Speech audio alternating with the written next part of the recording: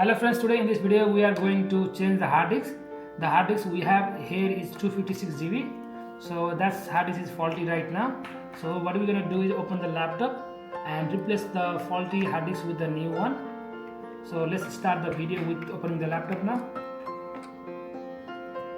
So for that, just untight all the screws on the back of the laptop with the screwdriver.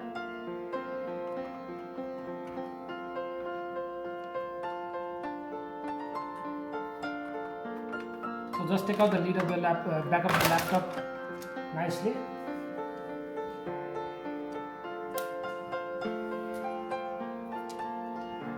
So that's the hard disk over here.